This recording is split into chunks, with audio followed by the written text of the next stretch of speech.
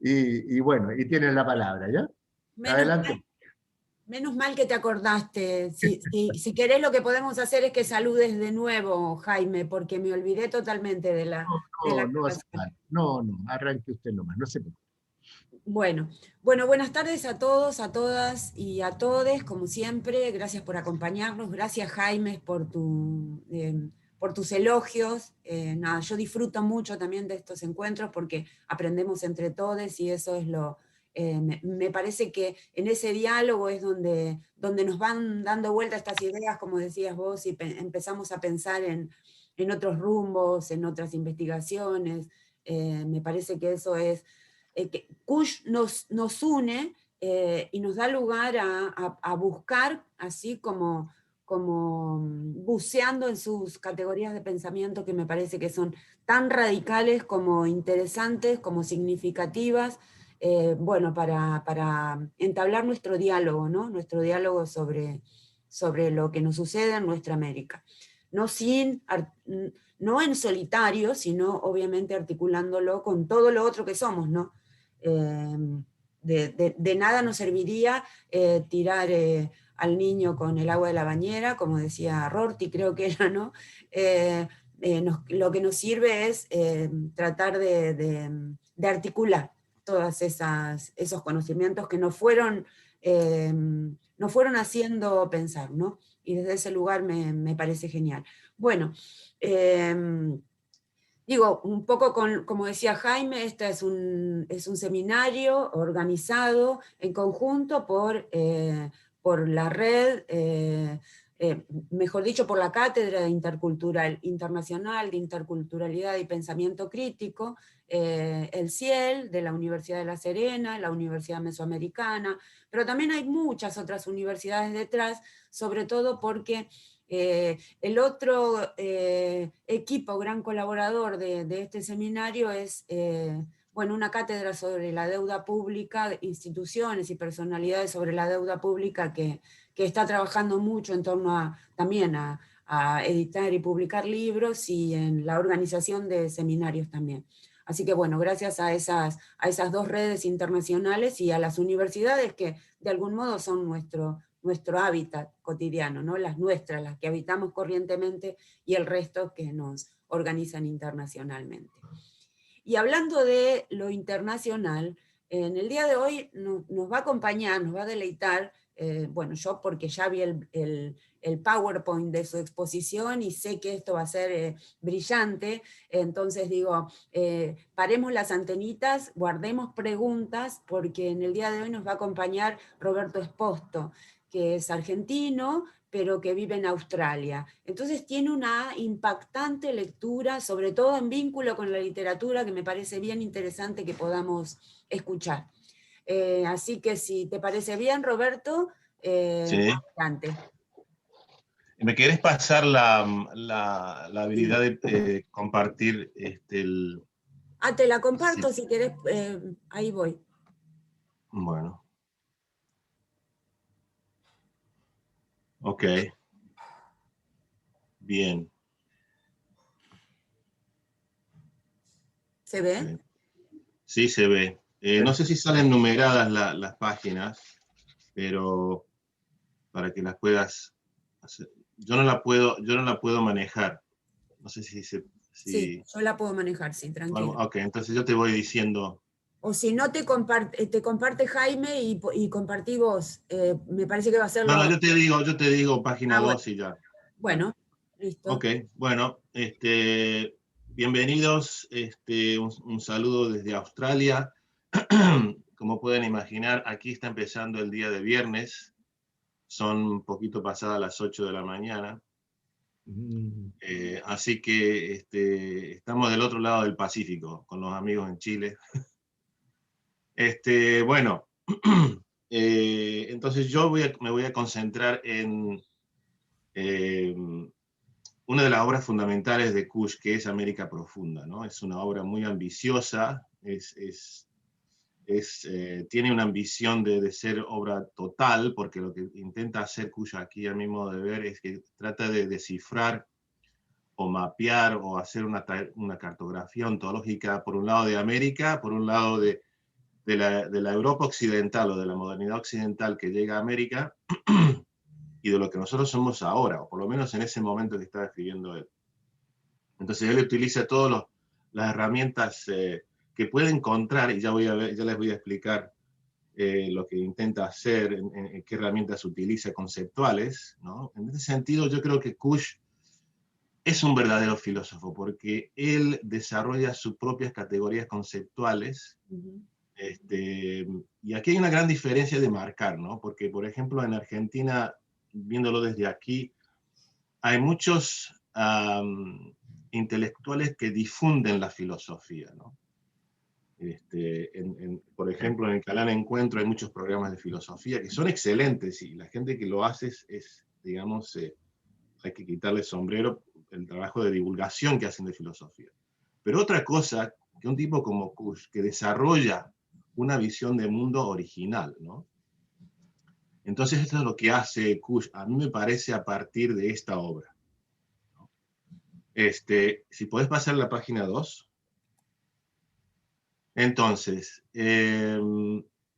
puse una estrellita, como pueden ver ahí, a Indios, Porteños y Dioses, de la mala vida porteña, porque en cierta manera esas dos obras, que son de hecho, eran programas de radio que él tenía en Radio Nacional Argentina, donde él va desglosando en un lenguaje muy ameno, que de hecho podríamos retomar en algún momento en el futuro para estudiarlos estos textos, donde él va desglosando justamente lo que él desarrolla conceptualmente en América Profunda. Y después, claro, otra obra magna del pensamiento de él, que sería para otra oportunidad también, es esto del pensamiento indígena y popular en América, ¿no?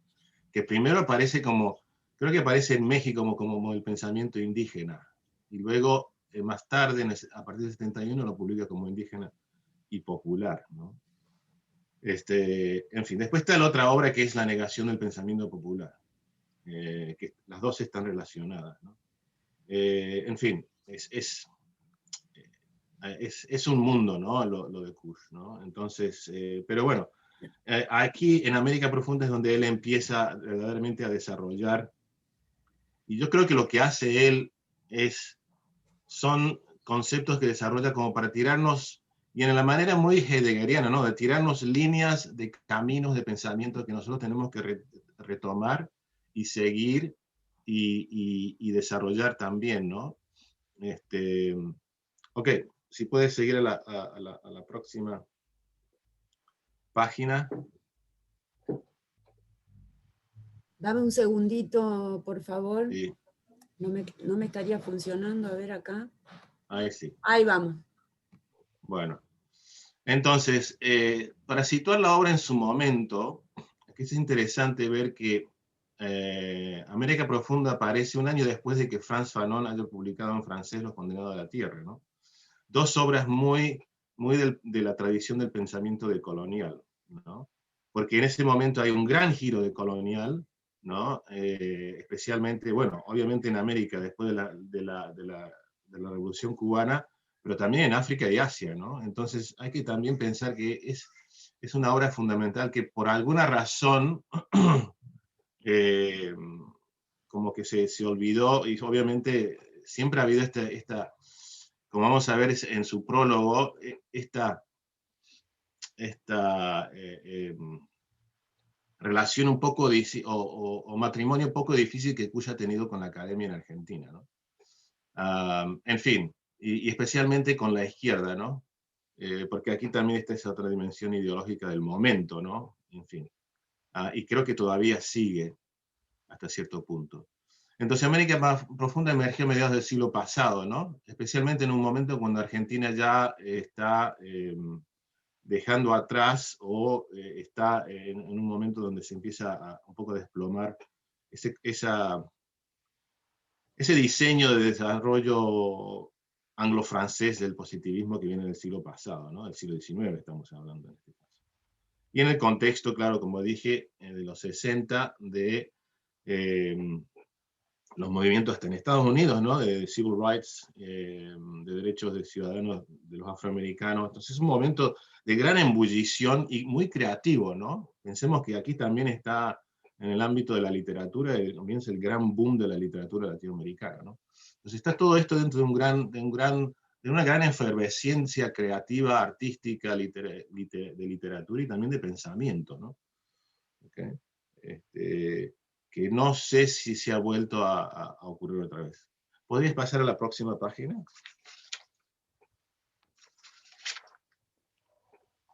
Entonces, sin duda a ustedes les va a parecer un poco raro que un australiano esté leyendo o haya descubierto a Kush en Australia.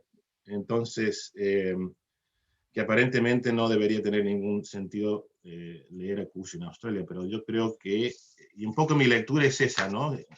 Como vamos a desarrollar más adelante, es justamente de que mi lectura parte desde mi contexto. Pero ¿cómo descubrí a Kush en Australia? Yo no soy filósofo en el estricto sentido, yo vengo de la literatura, entonces yo describí la obra de Kush a través de la literatura, de la novela histórica de un escritor argentino que es bastante controvertido en Argentina porque, bueno, se lo ha tildado con muchos rótulos. Pero en fin, lo interesante de esta trilogía sobre la conquista de América que está formado por Daimón, Los perros del paraíso y El largo atardecer del caminante. Este escritor Abel Pose lo que hace es la visión de América, o de hecho del choque, ¿no? De la conquista de América y sus consecuencias que desarrollan estas novelas, porque no son novelas que, digamos, tradicionales en el sentido de la novela histórica tradicional que recrea, no, es una novela que está muy influenciada por la ficción especulativa de Borges. Entonces lo que hace aquí es utilizar el pensamiento de Kush para, digamos, desenvolver una visión de América desde el pensamiento kushiano.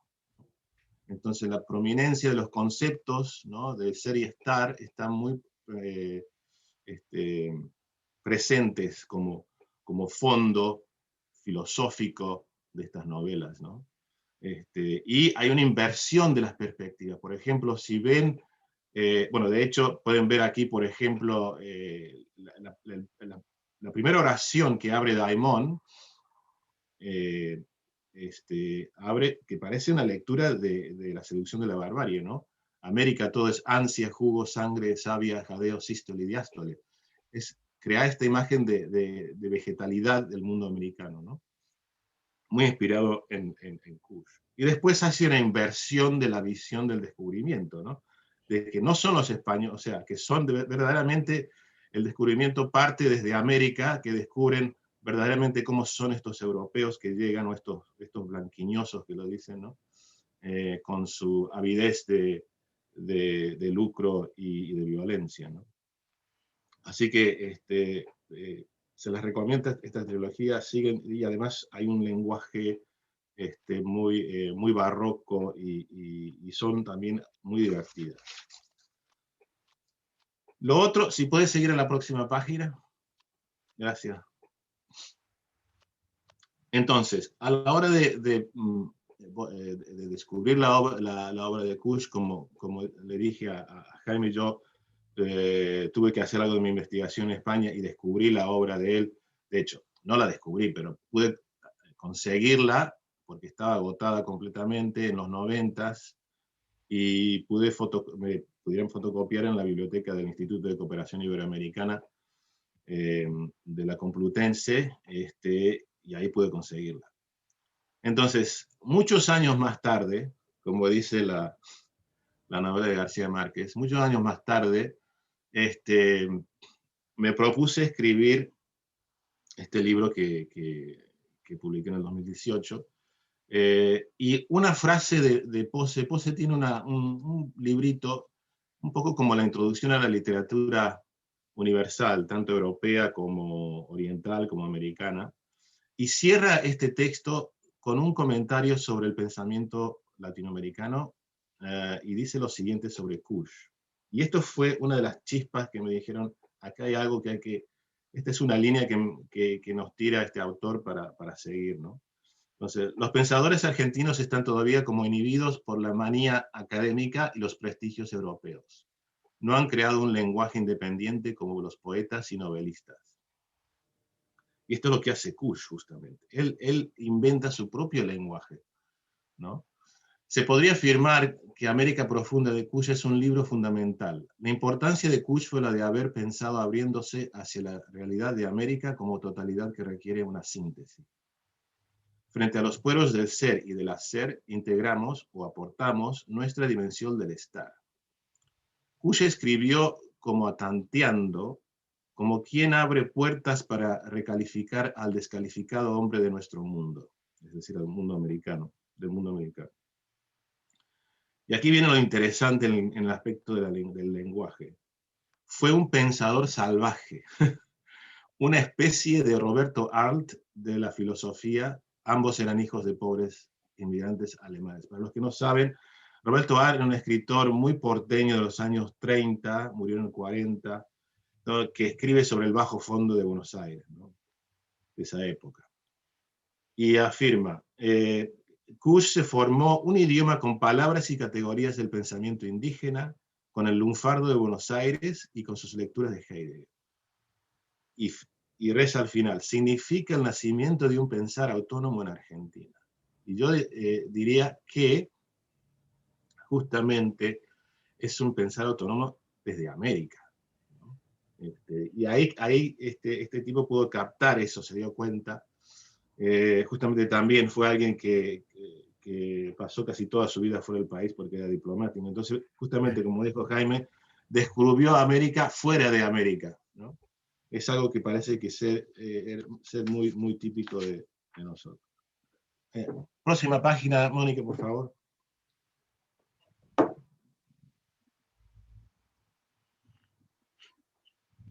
Entonces, lo que yo me propuse con este libro que salió en 2018, es ¿qué nos puede decir Kusch hoy? ¿No? Porque la cosa es que podría ser que su pensamiento quedó desfasado, que quedó en su momento, en los 70, ¿bien? Que fue, no, porque hay pensadores que quedan en su tiempo, ¿no? O sea, fueron para ese momento y ya no tienen vigencia en nuestro presente. Entonces, y lo otro, estando en Australia, ¿qué me puede decir a mí estando en Australia? ¿No? Viviendo en un país que es, y hay que decirlo, es un país que pertenece al mundo anglófono, que, bueno, que digamos, practica un colonialismo o una colonialidad interna, pero practica o ejerce un imperialismo externo, ¿no? Entonces, un poco desde esa situación es que también yo formulé mi lectura. Entonces, de alguna manera todos formulamos nuestras lecturas, o pensar desde una situación, un posicionamiento situado, ¿no? Entonces, un poco yo partí de esa idea y de esa condición para redactar todo esto.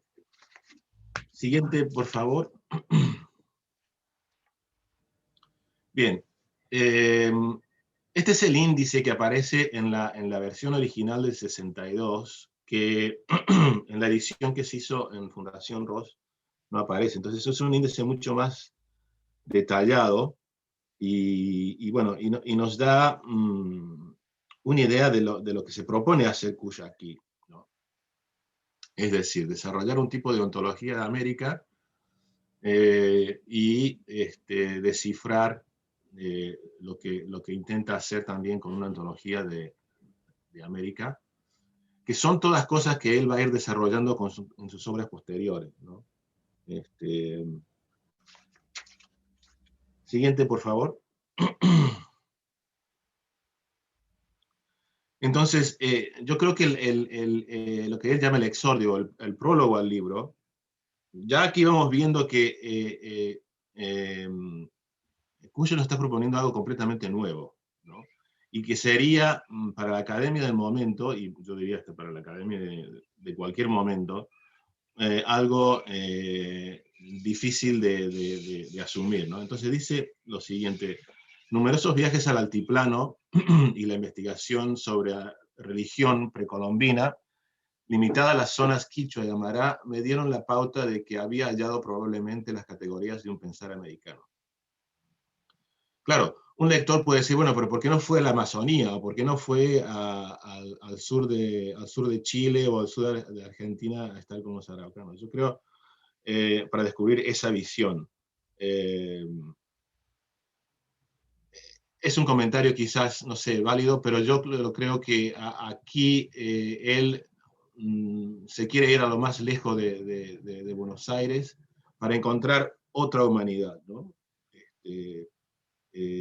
Y yo creo que todavía queda para pensar y especular por qué fue al mundo andino, para descubrir un poco cómo va desarrollando su biografía intelectual, ¿no? En fin, el estudio del problema me ha llevado a remover estructuras ignoradas por nuestros investigadores universitarios. Indudablemente se trata de una aventura que está al margen de nuestra cultura oficial, ¿no? Entonces aquí ya está apuntando, desprendiéndose de la cultura oficial o de la academia tradicional.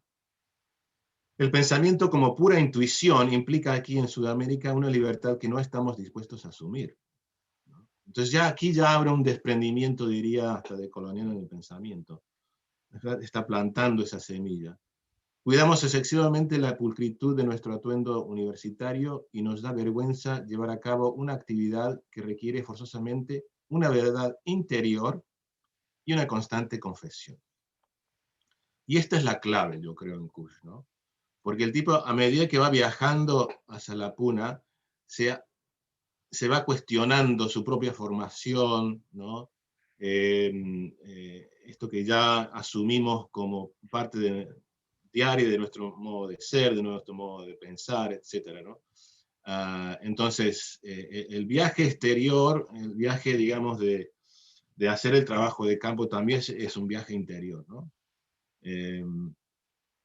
Entonces, eso es clave en Kush, y es lo que exige también en el lector, ¿no? Porque es una cosa que es fundamental, son elementos fundamentales que hay en Kush. En toda su obra, diría yo. Próxima página, por favor.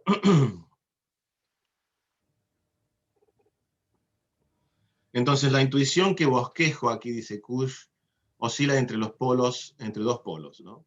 Uno es el que llamo el ser, o ser alguien, que descubro en la actividad burguesa de la Europa del siglo XVI.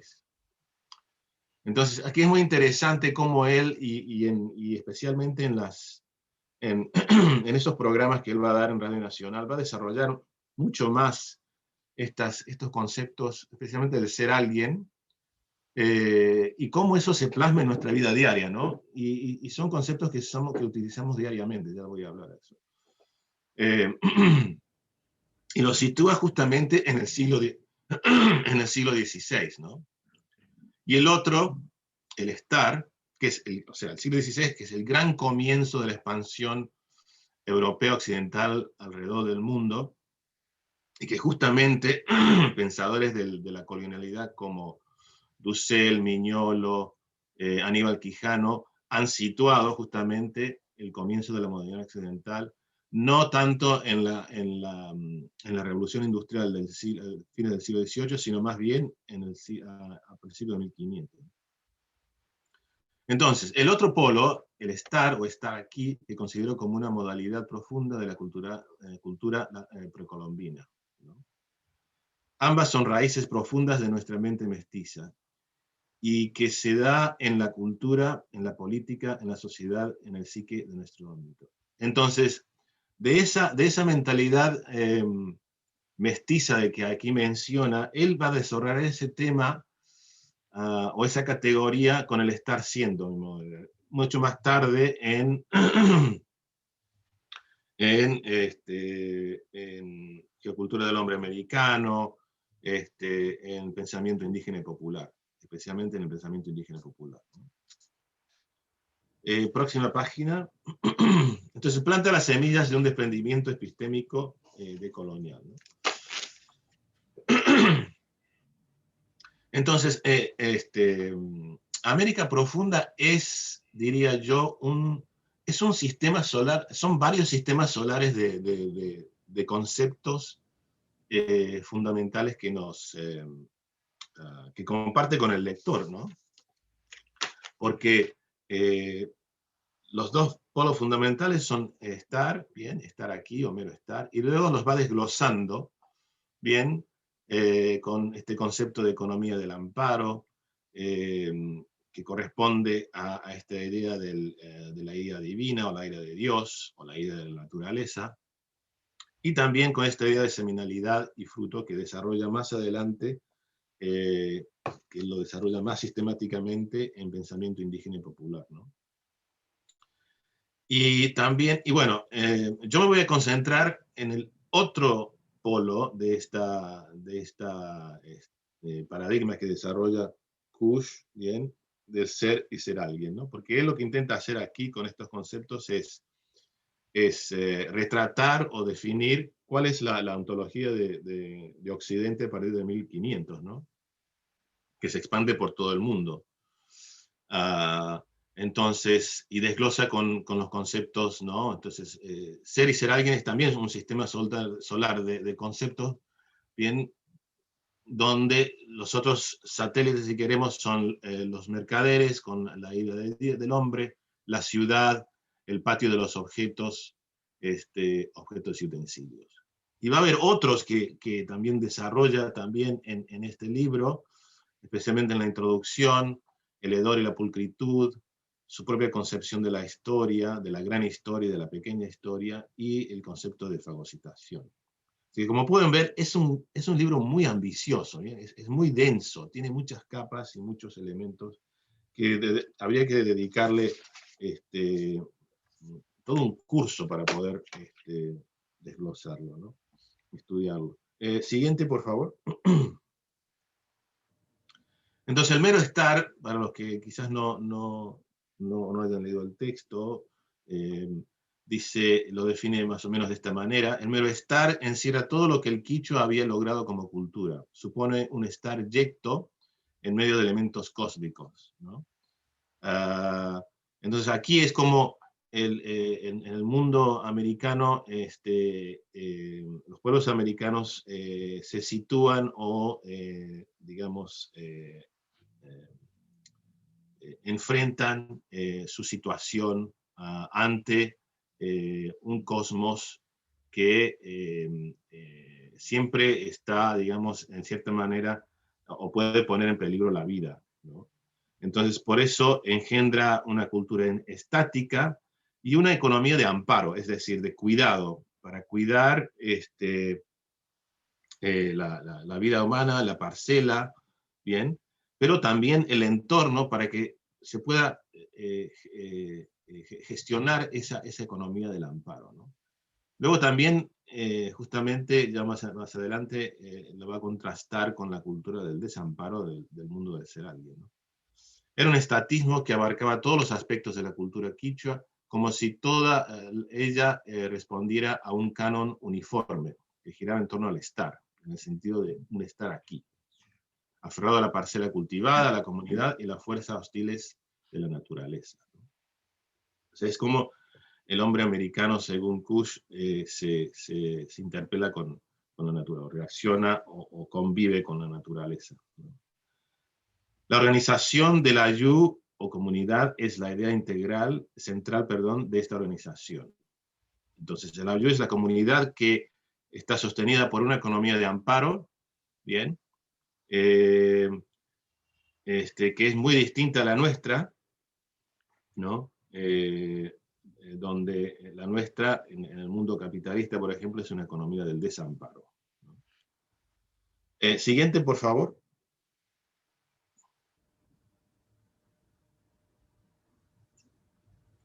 Bueno, entonces, yo me voy a enfocar en el ser y ser alguien, porque, como les dije, justamente mi lectura fue también para descifrar el mundo en que yo estoy, ¿no? Que es el mundo de la la alta modernidad, o hasta podemos decir de la tardía modernidad occidental en Australia, está en este rincón del Pacífico, pero que es un calco, diría yo, del mundo angloamericano occidental, ¿no? Entonces todo lo europeo nos dice es lo opuesto de lo quechua, porque es dinámico, lo cual nos aventura a calificarlo como una cultura del ser, en el sentido de ser alguien, como individuo o persona. Entonces este es el concepto que, digamos, es la piedra basal o la piedra angular de toda la cultura occidental moderna, ¿bien?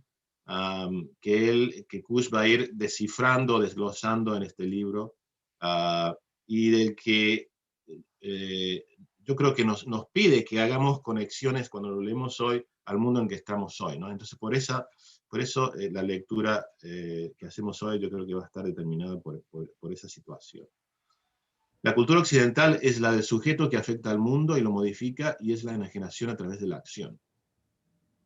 Entonces, como pueden ver, esta oración misma hasta tiene elementos del pensamiento de la ecología profunda, ¿no? De que es una relación de sujeto-objeto con la naturaleza, y de que se necesita modificarla para poder vivir, que es opuesto a la relación que tiene el mundo del estar, ¿no? Con el mundo natural. O sea que es una resolución que crea hacia afuera como pura exterioridad, como invasión del mundo o como agresión del mismo, y ante todo como creación de un nuevo mundo. Y este nuevo mundo va a ser justamente la ciudad moderna, ¿no? que él va a desarrollar más tarde, con el patio de los objetos. De ahí el estatismo de uno y la dinámica del otro, ¿no? Ambos mundos participan de un mismo miedo original a la naturaleza, pero le dan distintas soluciones. Entonces, nuestro mundo, el occidental, por ejemplo, donde estoy yo, es una reacción agresiva hacia la naturaleza. Hay que modificarla, hay que utilizar sus recursos. ¿Bien? No nos sentimos parte de esa naturaleza. Entonces, aquí en Kusch ya nos está tirando líneas que hoy interpretaríamos como pensamiento ecológico, porque se presta, aunque él no lo haya dicho como tal. Bien, bien. Siguiente página. Ok, entonces, va desglosando esta idea de ser alguien a través de subconceptos, si se quiere, de la ciudad, la idea del hombre, el mercader, ¿no? En América esgrimimos un margen de superioridad que ayuda a marcar una respetable distancia frente al pasado indígena. Yo creo que esta actitud es tanto válida en América hasta cierto punto, y también aquí también, ¿no? Aquí hay pueblos indígenas en Australia que han sido completamente marginados, y eso todavía existe. Es lo que llamamos el ser, que en este caso se escribe como un ser alguien, a fin de no mezclarnos con el pasado. Y aquí ya empieza a desarrollar la idea de la santa ciudad, y hace nos propone una historia, ¿no? de cómo el propio cristianismo, que lo define, o su inicio es como una religión del estar, pero cuando se romaniza, cuando se convierte en la religión del Imperio Romano, pierde ese ámbito o esa calidad del estar, y se convierte en una religión del ser alguien, ¿no? Y va a llegar a su más alta expresión en el protestantismo alemán y británico, ¿no? El comienzo mismo de una actitud que apunta a ser alguien debió ser cuando el cristianismo se introduce en Roma a fin de ganar una vigencia universal. Entonces, aquí es interesante cómo el tipo está desarrollando una definición de la ontología de ser alguien, partiendo de la propia historia europea y de la historia del cristianismo, cuando se convierte en una religión universal, es decir, católica e imperial, ¿no? Cuando el cristianismo se acentúa en Roma, cuando se convierte en la religión del Imperio Romano, ya va a ser una religión con dimensiones imperiales, ¿no? Que llegará a América eventualmente. El cristianismo en Roma pierde su contacto con el mero estar aquí y se compromete con el nuevo afán de ser alguien de los burgueses del norte de Europa. Roma, como todas las ciudades, sustituye la religión por la técnica, ¿no? Por la técnica en el sentido de, en este caso diría, una ideología, ¿no?, que justifique la expansión y el pensamiento técnico, ¿no? Próxima página, por favor.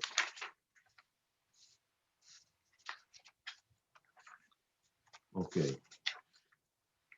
La ira del hombre.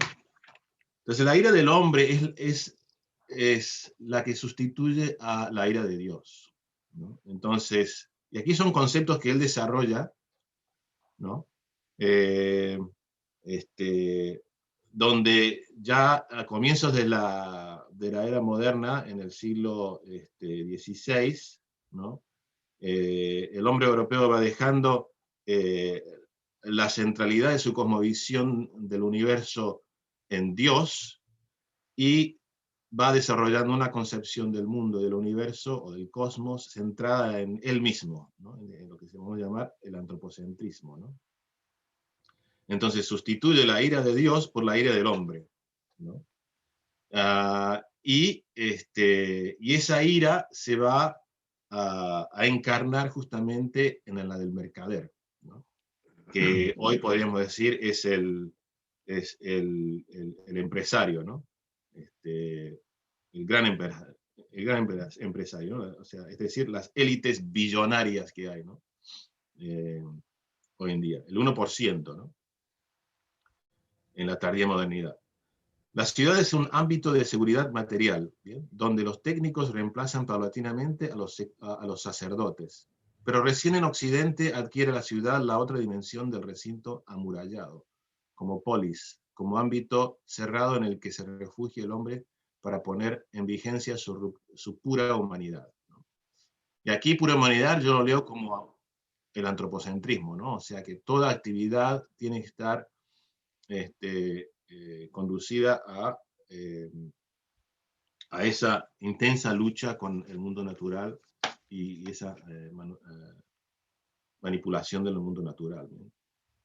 En la modernidad occidental, la ira del hombre comienza a hacer su presencia en el pensamiento causal en forma de una subjetividad lógico-racional que considera a la ciudad agrícola como una muralla espiritual que al fin y al cabo no es más que la defensa frente a la ira de la naturaleza, y que la religiosidad en la ciudadanía es sustituida por la posibilidad de imponer la razón. Entonces nos está también, como digo, proponiendo su propia visión desde América del desarrollo de la humanidad, de la modernidad occidental. Entonces, un punto cardinal en la problematización que hace Kusch del ser alguien es cuando habla del hombre como simple sujeto lógico que examina objetos y los crea. Y entonces suple o sustituye la ira de Dios por su propia ira. Entonces la técnica y su extensión, la tecnología, es su propia ira. Es la expresión de su propia ira, ¿no? Próxima página, porque estoy un poco consciente del tiempo y no quiero que esto se convierta en... No, no te preocupes. No te... ¿No? ¿Está bien? Ok. Entonces, el mercader, bien, el mercader es el golpe final, nos dice Kusch, contra la ira de Dios, es dado por el mercader, ¿no? Con él se reemplaza la ira de Dios por la ira del hombre, del hombre, ¿no? Y es esencialmente, es esa la modernidad, ¿no? Donde nosotros como especie somos los protagonistas, los agentes de la historia, con el uso de la tecnología y la ciencia y la tecnología, ¿no? La ciudad adquiere la hegemonía sobre la anticiudad, ¿no? El mundo natural. Y con la razón adquiere la expresión ciudadana que se trasunta o representa en el mercader, quien a su vez mueve su comercio y su industria como si hubiese heredado el poderío de la ira de Dios. Es eso, el hombre, hay un proceso de endiosamiento del hombre, ¿no? De aquí podemos ver también que hay en Kush, porque es muy interdisciplinaria la manera que él desarrolla todas estas ideas, ¿no? Está utilizando elementos de la teología, elementos de la metafísica, es muy heideggeriano, ¿bien? Pero lo articula de una manera muy suya, ¿no? Es decir, entonces, el mundo no valía más que como un depósito de materia prima. Mediante muchos tratados, el mercader podía constituir un mundo de créditos y de relaciones sociales mucho más poderoso que el rayo divino. El mercader utiliza el progreso ilimitado. ¿Bien? Entonces ya aquí nos está dando las bases, ¿no?, del pensamiento económico occidental, fundamentado en de que los recursos naturales de la tierra son ilimitados y al mismo tiempo el crecimiento económico puede ser ilimitado, ¿no? Que es el gran debate que se está teniendo ahora en el mundo, ¿no? Así nace Occidente sobre la base del afán de ser alguien, que toma la ciudad como el centro. El mercader y el ser se hallaban íntimamente ligados. Quizás, dice Kush, si desapareciera el mercader, desaparece la dinámica y la expansión de una cultura basada en el afán de ser alguien. Y cuando estaba escribiendo esto, dije, voy a buscar en Google, porque el ser alguien es una expresión casi idiomática nuestra, ¿no? Y lo que hice yo fue buscar en Google, y esto es lo que encontré. ¿Puedes poner la próxima pantalla? Un artículo, ¿no? Sobre las 10 claves, que se titula Las 10 claves reales para ser alguien importante en la vida y los negocios, ¿no? Si tenés la imagen de este tipo, obviamente un hombre de negocios en la gran ciudad, ¿no? Con todas estas pautas o claves, ¿no?, para el éxito y para ser alguien importante, ¿no? Eso fue lo que busqué en Google para mostrarles un ejemplo de que este es el mundo, por lo menos donde yo estoy, y me imagino que donde están ustedes es lo que constantemente se está, digamos, diseminando en las escuelas, en las universidades, en la cultura popular, digamos. Hay que ser exitoso, ¿no? Siguiente página, por favor.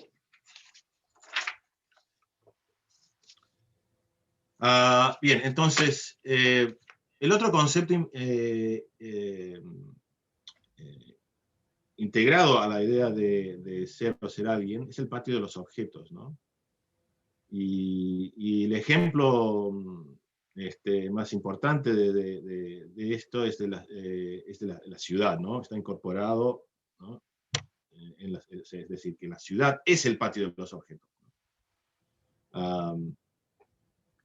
La nueva era se va a distinguir por la invasión del espacio por los objetos, ¿no? La modernidad. Ya, por ejemplo, el mundo ya está hecho casi una urbe, ¿no? Una gran ciudad.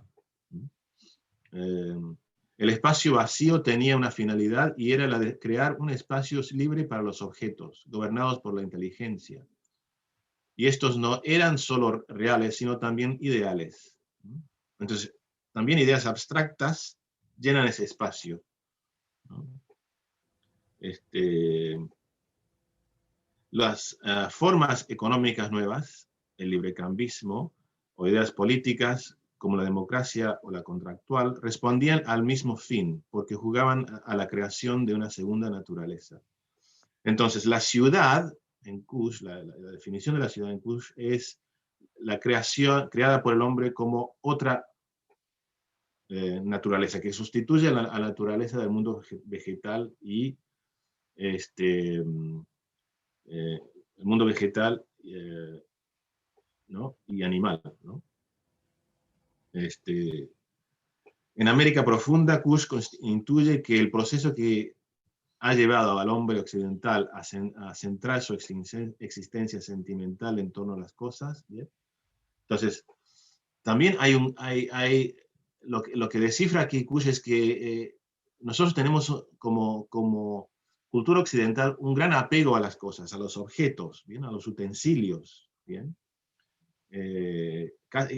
Y es algo muy sentimental, ¿no? Emocional, ¿bien?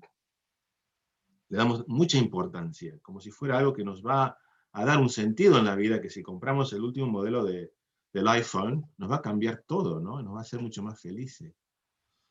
La misión que, dice Kush, la misión que le cabe a la industria, en tanto creadora de objetos, es la de legalizar los sucedáneos. Es decir, los sucedáneos son, como dije, esta tecnología de punta, ¿no? Como los teléfonos inteligentes, las computadoras, ¿no? Son los que sustituyen nuestra relación con la naturaleza. A mi modo de leer es eso. Es decir, creemos que es más importante ir al shopping y comprar un televisor de último modelo que plantar un árbol en el patio, ¿no? Y de ayudar su crecimiento. En ese sentido, una fábrica reemplaza a la iglesia. Y yo diría que un shopping reemplaza a la iglesia, ¿no? Indudablemente hubo una transferencia de todas las cosas del hombre al campo de los objetos. Mejor dicho, una traducción de la humanidad al terreno de los sucedáneos. Y esto ocurre también en la cultura, ¿no? La cultura visual especialmente, ¿no? Y con eso consiste la cultura moderna y también su civilización. Es la traducción simple de la vida a la mecánica. Esta idea de esta traducción de la vida a la mecánica en la vida diaria, yo pienso que Kush lo desarrolla en esas conferencias que da en Radio Nacional, que pueden leer en Indios Porteños y Dioses y en La Mala Vida Porteña, ¿no? Porque en esos textos lo que hace, además de reivindicar el Buenos Aires profundo, lo que hace él ahí es, digamos, es retratar la ficción, ¿no? de la vida cotidiana moderna que vivimos en la gran ciudad, estemos en Nueva York, en Londres, en donde estoy yo, en la ciudad de Brisbane, o en San Pablo, ¿no? Bien, siguiente página, por favor, y ya voy cerrando. Entonces, el siguiente aspecto en el patio de los objetos que desglosa en objetos y utensilios, ¿no? O sea, todas las civilizaciones han desarrollado utensilios para manejarse en el mundo natural, ¿no? La gran diferencia es de que los objetos y los utensilios en la modernidad occidental se han convertido casi en objetos casi sagrados, ¿no? De los que dependemos para nuestra supervivencia. Entonces, por ejemplo, en mi país ahora, el gobierno está hablando de que sí, el problema climático es un problema climático, pero la única manera que vamos a poder solucionarlo es a través de la ciencia y la tecnología, y no un giro cultural, ¿no? Entonces, es de que la ciencia y la tecnología, como utensilio, es como si fuera ya el bastón, ¿no? en el que nos apoyamos para poder sobrevivir en el planeta. Entonces, aquí son ideas que, es decir, con estos conceptos, Kush nos está tirando, como les digo, líneas de pensamiento que nosotros tenemos que ir desarrollando, ¿no? Y que él desarrollará más tarde, pero es esto lo que nos pide, ¿no? El utensilio expresa el hombre frente al mundo, ¿no? Y dice, no importa el tamaño del utensilio, cuando ya se convierte en objeto y más grande y complicado sea, tanto mayor será la dimensión de ese miedo. Entonces, la tecnología también, el tamaño de la tecnología, ¿no? Es también una medida del miedo que el hombre occidental tiene en relación con la fuerza de la naturaleza. Ustedes habrán visto, por ejemplo, hace un año o menos, esos tremendos incendios que hubo aquí, ¿no? Entonces, se está pensando en desarrollar tecnología para que se pueda, o medidas para prevenir esas catástrofes de incendios, ¿no? Utilizando medidas tecnológicas, etc. Y ello se agrava aún cuando se le agrega la agresión, como cuando invade el espacio y lo llena. ¿Bien? Encierra el deseo de convertir al mundo en un patio de los objetos, que se puedan manipular, que estén bajo el poder del hombre. Los objetos creados reemplazan a la naturaleza. Entonces, en la ciudad, el hombre crea su propia naturaleza que puede modificar, alterar y transformar, ¿no? Hasta aquí llegan más o menos mis observaciones sobre el ser alguien, el concepto de ser alguien en Kush, pero quería cerrar con esta, es un prólogo que escribió Eduardo Ascuy a una colección de ensayos que aparecen en 1989, y que en el prólogo me parece que le da al dedo, ¿no? Le da al clavo, perdón, ¿bien? Cuando dice lo siguiente, que la invitación de Kush a pensar a América y pensar a sí mismo desde América y en americano, lejos de constituir una presunción localista, significa una reivindicación del pensar mismo concebido como acto genuino y universalizante. Es decir, que todo pensamiento, tanto el de Hegel como el de Descartes o el de Foucault, lo que sea, es un pensamiento situado, ¿no? Porque responde a una realidad concreta en ese contexto. Entonces, y de ahí que se pueda convertir en un pensamiento universal, ¿no? Pero en Kush, yo creo que también se da la posibilidad, como dice Ascuy, de que sea un pensamiento genuinamente universalizante. Porque tanto en 1989, cuando está por caer el muro de Berlín, y hoy que estamos ante una pandemia y una tremenda crisis climática, como lo acaba de... Finalmente se dieron cuenta en Estados Unidos que lo hay, se habrán visto las noticias. Dice Ascuy, por histórica paradoja, ese pensar americano se convierte así, en esta hora de crisis para la humanidad, en un pensar para el mundo. Y esto quiere decir que el pensar de Kush hay que seguir difundiéndolo, hay que traducirlo a varios idiomas, hay que traducirlo al alemán, hay que trabajar su obra, hay que difundir su obra, hay que continuar haciendo tesis doctorales y difundirlo en este magnífico espacio que ustedes han creado, y que nos da la oportunidad a nosotros que estamos tan lejos para compartir y conversar, y mantener vivo su pensamiento y que no vuelva a estar en la oscuridad y en el olvido que estuvo por demasiado tiempo, ¿no? Gracias. Muchas gracias, Roberto, interesantísimo. Dije que iba a dar mucho para hablar, que iba a dar una serie de intervenciones. A mí me quedaron ahí como dando vueltas algunas cuestiones, ¿no? Sobre todo esto que tiene que ver por qué se va al altiplano. Yo creo que es una cuestión, pongámosle, destino, el estar mismo, porque él estaba en Salta cuando lo dejan, lo destituyen de la universidad, y Jujuy está al paso, ¿no? de Salta. Entonces se me ocurre que habría hecho muchos, se me ocurre, esto es intuitivo también, ¿no? Que había hecho muchos... Si no, él se va a Salta, perdón, Mónica, él se va a Salta mucho antes de que fue designado a la Universidad de Salta, porque la Universidad de Salta se establece en el 71, una cosa así, o sea, o apenas cuando vuelve Perón la fundan. Yo creo que él se va a Salta, y es mi especulación, se va a Salta cuando cae Perón.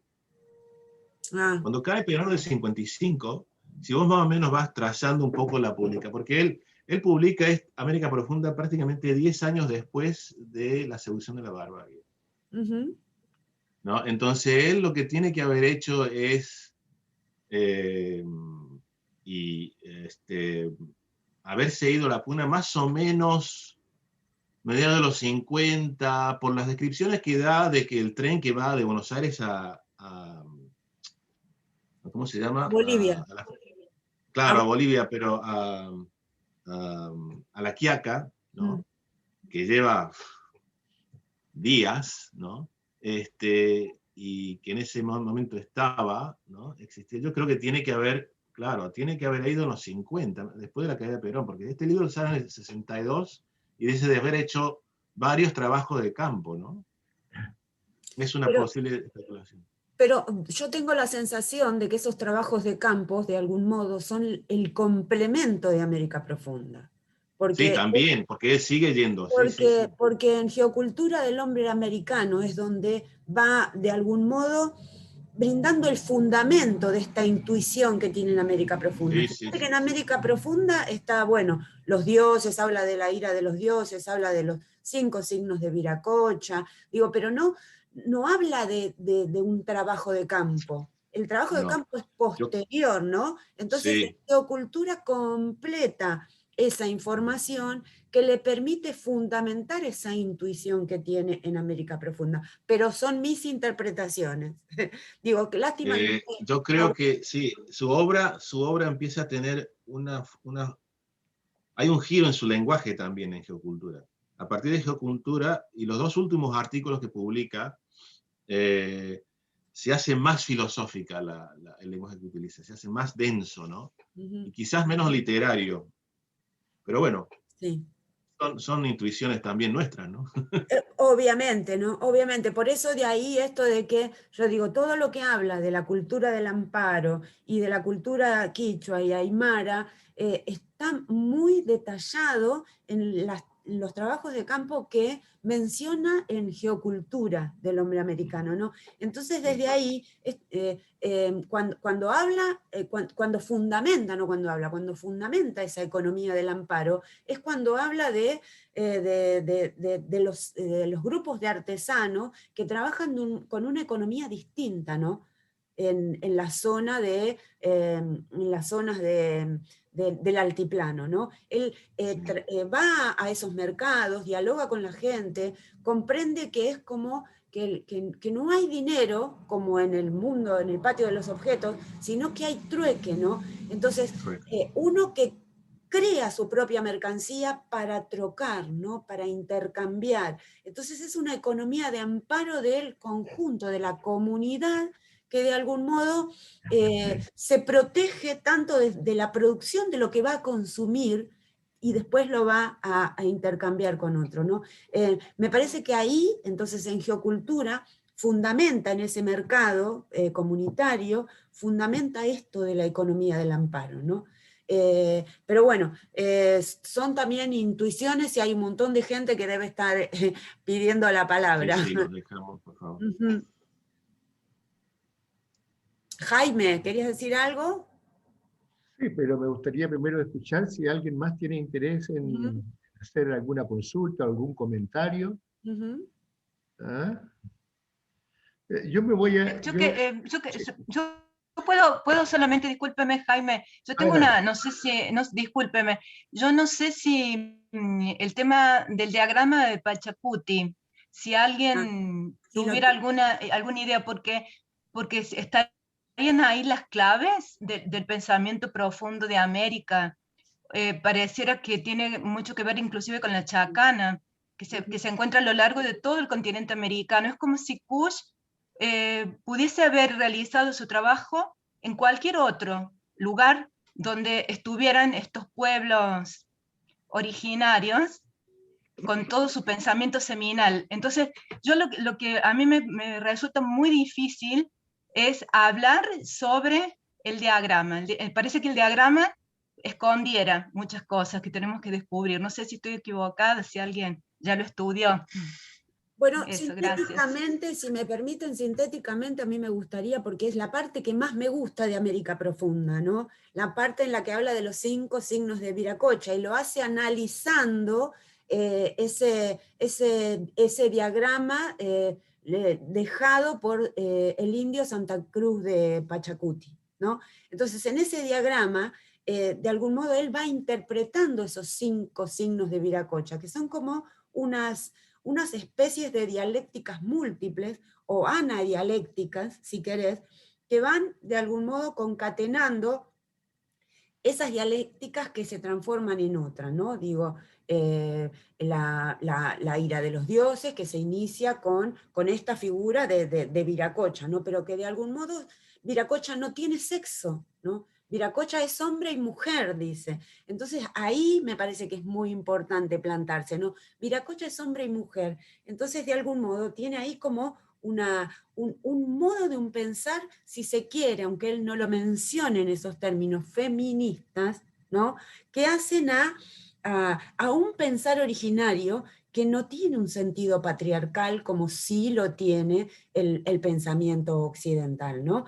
Me parece que eso es importante, por eso me interesa mucho el diagrama del Pachacuti, pero también tiene esto del ser alguien, o de cómo interpretar el ser alguien del que hablaba Roberto, porque hay algo ahí que tiene que ver con la producción, ¿no? Con la riqueza, dice él, ¿no? Uno de los signos es el que tiene que ver con la riqueza, pero no la riqueza material del patio de los objetos, sino la riqueza de la tierra, ¿no? Eso que surge de la tierra. Y bueno, yo ahora no tengo la figura, o sí la tengo, miento, porque yo tengo la de 1962, y si buscamos por ahí la debo tener a la figura, no sé si alguien la tiene a mano y la quiere compartir. Está muy ajada, y bueno, por ahí no se puede ver aquí. Pero digo, entre los 5 signos de Viracocha, está el del maestro, ¿no? Que se dialectiza con el de la riqueza. ¿Por qué se dialectiza con el de la riqueza? Primero, porque el maestro, de algún modo, lo que indica es que hay algo así como una erótica, en sentido dusseliano, una erótica que de algún modo necesita vincularse con la pedagógica, ¿no? Desde ahí el maestro es lo que cuida la cría, ¿no? De ahí esta idea de maestro en Viracocha. Y la riqueza, por supuesto, eso que surge de la tierra que alimenta en sentido biológico, que alimenta en sentido vegetal, ¿no? De ahí surge la segunda dialéctica, que tiene que ver con Tunupa, ¿no? Que Tunupa es un ser temible, dice, ¿no? Pero que va siendo mundo, que va andando por el mundo, ¿no? Y ese andar por el mundo es porque puede crear el mundo, crea un mundo, supone una vinculación entre Dios y el mundo, ¿no? Tunupa, entonces, es el encargado de materializar la enseñanza de Viracocha. De ahí que me interesaban esos 5 signos. ¿Con qué se dialectiza entonces esta idea de Tunupa? Con la dualidad, y ahí viene lo del hombre y la mujer, ¿no? Viracocha, en tanto inteligencia, pura enseñanza y magisterio divino, tenía otra característica importante a la cual, en cierta manera, se subordina. Consistía en que Viracocha era a la vez varón y mujer, dice Kusch, ¿no? Digo, se los dejo para que lo vayan a buscar, ¿no? Porque me resulta muy interesante esa doble dialéctica que cierra con el círculo, ¿no? ¿Y por qué cierra con el círculo? Porque de algún modo lo que dice Kusch es que el pensamiento nuestroamericano es mandálico, ¿no? Y no lo dice intuitivamente, sino que lo dice porque habría un centro, en lo que descubre Kusch, que es el ombligo del mundo, que está en el Cusco, y de ese centro se irían como a manera de espiral organizando el resto de los centros, ¿no? Pero siempre en forma de círculo. De ahí esta idea de que cierre las dobles dialécticas en esta cuestión del círculo, ¿no? Digo, no sé si está más gente preguntando cosas, es muy interesante y tal vez si se quiere es para hacer un seminario solamente con estos 5 signos de Viracocha. ¿Para qué le resulta esta idea de hablar del Viracocha, los 5 signos? Porque él necesita plantarse en esta intuición que tiene de que el pensamiento nuestro americano tiene que ver con la tierra y con los dioses. Y como decía Roberto, el otro pensamiento, el del ser alguien, digo, acá en Argentina, no sé si en el resto del mundo, pero desde que yo era chica tenés que ser alguien, tenés que estudiar, tenés que ir a la escuela, tenés que ir a la universidad. Ese instrumentalismo o instrumentalidad, perdón, del ser alguien es lo que caracteriza a la ciudad, ¿no? Entonces, ¿cómo contraponer esto de los signos de Viracocha, vinculados a la ira divina, vinculados a la economía de amparo, con eso otro que es la ciudad, lo ficticio, lo que de algún modo está construido con vectores que no son los nuestros, ¿no? Con esta técnica, como decía Roberto, ¿no? Pero no quiero monopolizar la palabra, por favor. Con lo cual, si alguien tiene algo más que decir, adelante. Alguien está ahí escribiendo en el chat, y lo ideal sería que participe, ¿no? Laura. Soy yo la que estoy molestando con Pachacuti. No porque no, porque ustedes me digan si tengo que parar de preguntar. Porque yo tuve la posibilidad de ir en 2019 al Coricancha, a Cusco, y yo vi la plancha, que no es la original, es una réplica, pero supuestamente el Coricancha tenía una serie de planchas, estaba todo cubierto con esas planchas de oro. Y bueno, y teóricamente quedó eso, en fin, eso es lo que yo entendí del circuito que hice ahí dentro. Bueno, a partir de ese momento que vi la plancha, comencé a tener tanta curiosidad porque es majestuosa, es divina, es impresionante, tiene mensajes que no están probablemente descubiertos en su totalidad. Entonces, por eso es que yo me interesa, y realmente la obra de Kusch da las claves, da todas las claves. Pareciera que dentro de ese diagrama está explicada la seminalidad, el pensamiento seminal. Para mí, yo que no soy especialista en Kusch, pero el pensamiento causal y seminal serían los dos pensamientos que nosotros todos deberíamos tener, y parece que nosotros, mundo occidental moderno, estamos con el foco solamente en el causal y no en el seminal, y como que los dos. Yo no sé si estoy equivocada en lo que estoy entendiendo, que la seminalidad estaría relacionada con el estar y la causalidad con el ser, que los dos pensamientos deben dialogar y complementarse, serían como opuestos complementarios, como una cantidad de opuestos que hay en todo el pensamiento indígena, ¿no es cierto? Me parece, repito, yo no soy especialista en Kusch, pero yo creo eso es magnífico, es una cosa muy importante para entender. El Pachacuti es un término del vuelco, ¿no? El diagrama de Pachacuti es por Pachacuti Joan de Santa Cruz, que no es el Pachacuti Inca, y que a su vez el nombre o el vocablo Pachacuti significaría vuelco. O sea, estaríamos en este momento, acá en Brasil hay muchos guaraní, yo conozco algunas tecoa, aldeas, y ellos hablan sobre que esta pandemia es un Pachacuti, es un vuelco. Y lo toman con naturalidad, y lo toman con un estar, con una pasividad, que no es una pasividad de no hacer nada, una pasividad de comprensión muy profunda. Entonces, por eso es que me interesa el diagrama, porque el Pachacuti tiene una cantidad de diálogos para hacer con el hoy. No voy a hablar más. Muchísimas gracias. No te preocupes. Es encantador lo que decís, porque de algún modo nos completa esta idea ¿cómo es?, de opuestos que tiene el diagrama de Santa Cruz de Pachacuti. En realidad es de Pachacuti, es como el nombre de este yamqui, ¿no? De este, si se quiere, pongámosle para comprenderlo, un sacerdote o algo por el estilo. No es un sacerdote, pero es como un monje, ¿no? Y él es el que hace el diagrama, y dice que oculta muchas cosas en el diagrama por miedo al padre Ávila, que es el que le está pidiendo que le explique de qué trata ese diagrama. Pero sí, como decís vos, es inmenso el mundo que tiene ese diagrama, porque tiene esta cosa dual, ¿no? No dialéctica, sino dual. El cielo, la tierra, el sol y la luna, animales y plantas, el día y la noche. Es como que uno puede ir buscando todas esas dualidades que no necesariamente tienen por qué cerrar, pero sí tienen un centro. No cierran porque comienzan ese giro en espiral, ¿no?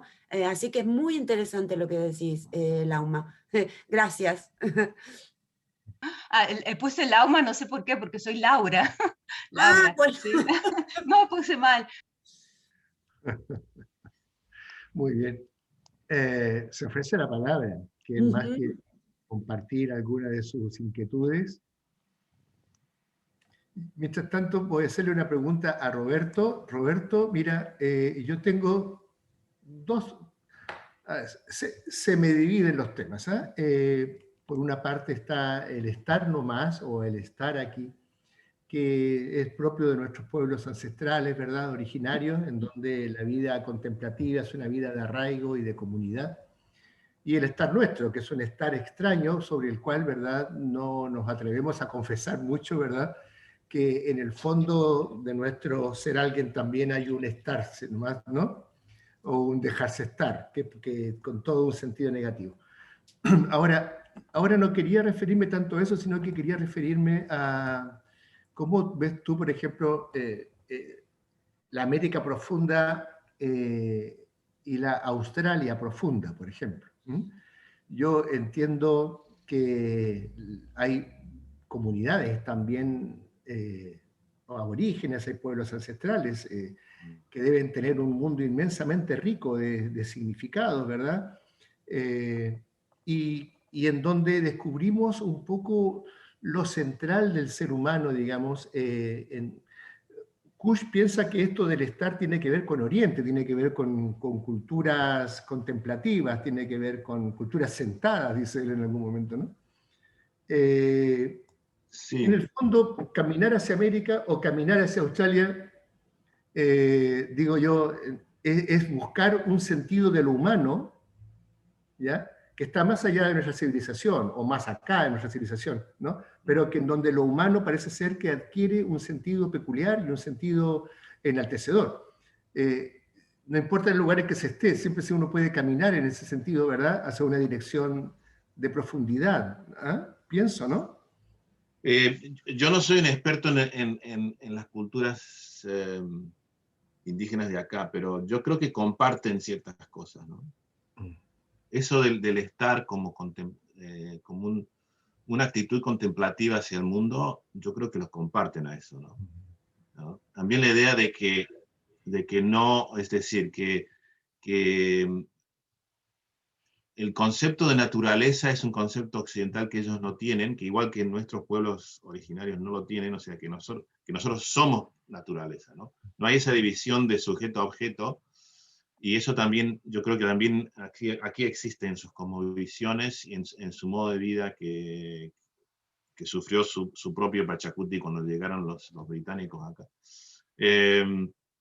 También esa cosa de la importancia de escuchar y no hacer preguntas, ¿no? O sea, de la escucha y de escuchar a los ancianos, de escuchar a los sabios, y no tanto de inquirir el por qué, ¿no?, que es típico del pensamiento causal, ¿no? Entonces, y porque al escuchar también es una expresión de respeto hacia los ancianos y hacia los sabios, ¿no?, los chamanes.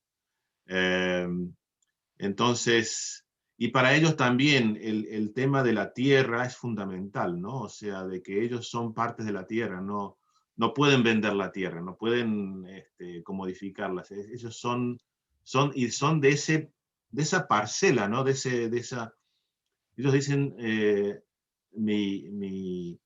my country, ¿no? Pero ese lugar es el lugar donde,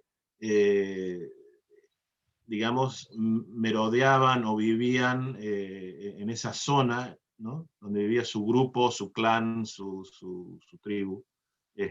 Y ese es su aposento, su cuna, ¿no? O sea, entonces, yo creo que ahí también comparten con eso, ¿no? Comparten esa...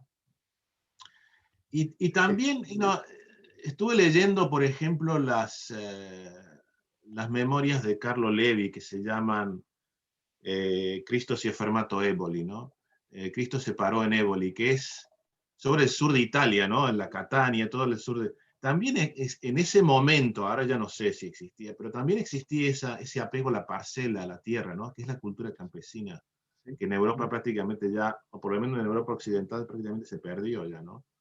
Entonces, eso queda. Entonces, y claro, no sé si contesto un poco tu pregunta, pero eso es lo que un poco perdemos en la ciudad, ¿no?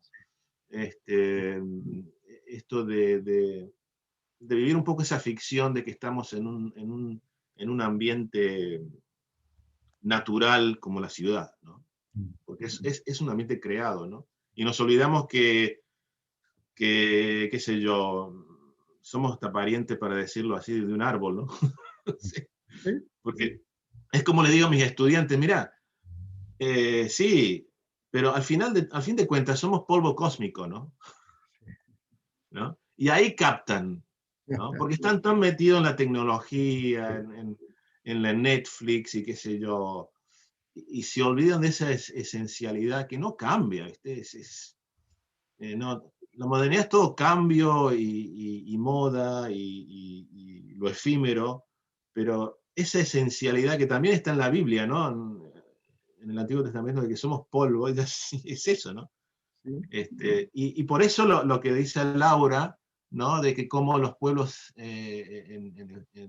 digamos, guaraníes de Brasil también toman esta cosa de este tremenda pandemia mundial, desde el estar, ¿no? Porque son situaciones que ocurren y es un pachacuti, o sea, y Cush en algún lugar dice que primero estamos y luego somos, ¿no? O sea, y cuando, yo te digo, cuando acá hemos tenido los lockdowns, o sea, donde se ha cerrado todo, ha sido un momento de contemplación para mí, ¿no? O sea, de leer, qué sé yo, sí, afortunadamente acá yo tengo un patio, ¿no? Me puedo sentar abajo del árbol, qué sé yo, o dar una vuelta en el parque, pero ha sido un momento de reflexión y como de arrestar un poco el tiempo del trajín de todos los días, ¿no?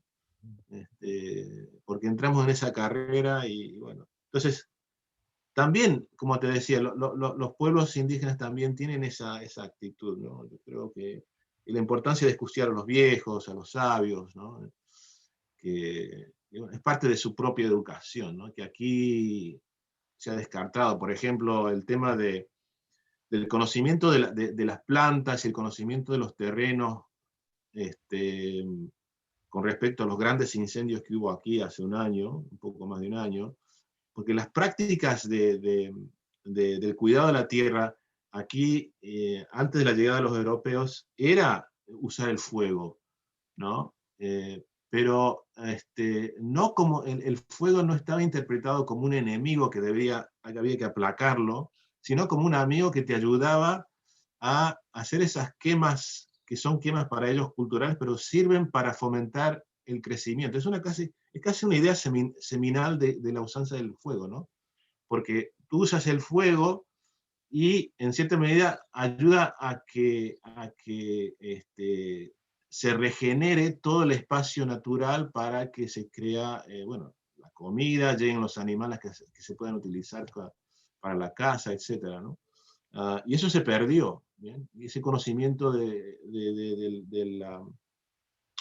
del uso del fuego se está volviendo de alguna manera en algunas regiones, por ejemplo al norte de acá, a recuperar, porque se han dado cuenta que no se puede, que la tecnología no se puede llegar al extremo de que hay que usar aviones con químicos para aplacar los fuegos, y es que hay otro conocimiento aquí ancestral que se debería utilizar para esos fenómenos, esas catástrofes. Obviamente. Yo estaba recordando esa famosa carta del gran jefe indio Seattle, ¿se acuerdan ustedes? Al presidente de Estados Unidos, al jefe blanco, Sí. a propósito de esta oferta de comprarle las tierras, ¿verdad? Y le dice, miren, vamos a considerarlo, le dice, porque ustedes van a venir, igual nos van a quitar las tierras, pero queremos decirle que si ustedes van a ocupar nuestras tierras, por lo menos deben saber que el río es hermano nuestro, que los árboles son hermanos nuestros, en fin. Es decir, comienza a configurar un universo mítico en donde obviamente se trata de una gran familia, ¿verdad?, en la que cada uno encuentra su lugar, digamos. Eso ocurre también mucho en la Amazonía, ¿verdad?, en donde el valor de la vida humana no es tan distinto al valor de cualquier expresión o forma de vida, ¿no?, donde hay una especie de concepción horizontal, ¿no?, del ámbito, digamos, ¿verdad?, de vida, que no es solamente estar nomás, sino que es el ámbito en el cual, ¿verdad?, arraiga y con el que dialoga permanentemente. Entonces, sin duda alguna, yo creo que hay un fondo de la sabiduría de lo humano detrás de cualquier expedición en la que uno camine en pos, ¿verdad?, de este hombre originario, digamos, ¿no? Creo que ahí hay una humanidad que nos sirve a nosotros hoy día, ¿ah? O un humanismo. La palabra humanismo es una palabra medio gastada en nuestro tiempo, nadie quiere hablar de eso, incluso se habla de poshumanismo, qué sé yo, que el humanismo murió, el derrumbe del humanismo, tengo por ahí un libro.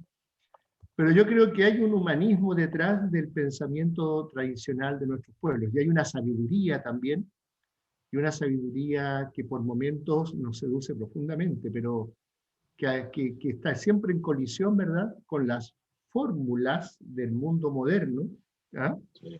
Que tiene más peso sobre nosotros, ¿verdad?, con toda su carga de consumismo, exitismo, individualismo, en fin, ¿no? ¿Ah? Creo que hacer ese camino hacia adentro, hacia lo profundo, ¿verdad?, es un camino universal. Eso es justamente, yo creo, que lo que busca Kush, ¿no? Él está buscando otra humanidad, ¿no? Otra humanidad, porque él pertenece, como tú dijiste hace un tiempito, es hijo de inmigrantes, alemán, ¿no? Ha visto la catástrofe en Europa, ha visto el desastre, ¿no?, la represión en Argentina en los 50 en contra del peronismo y todo eso.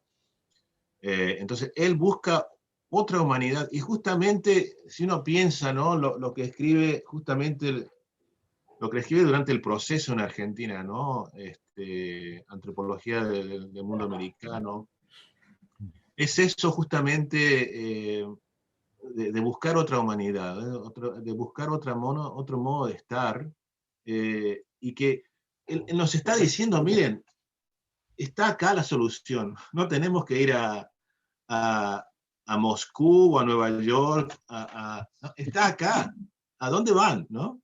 Dejen de tirarse tiros, está acá la cosa. ¿No? Yo lo veo desde acá, sí, ¿no? Porque no, el tipo está publicando en medio de la Revolución Cubana del 62, América Profunda. Empiezan los movimientos guerrilleros, ¿no?, en todas partes de América. Él está diciendo, mire, la resolución no está, está acá. ¿No? Así lo veo yo en ese momento, y lo sigue repitiendo, por eso es importante lo que estamos haciendo, ¿no? Muy interesante. Bien. Hay Hola. dos personas con la mano levantada, Mariana y Hola. después Francisco. Hola. Hola, ¿me permiten un momentito? ¿Es posible?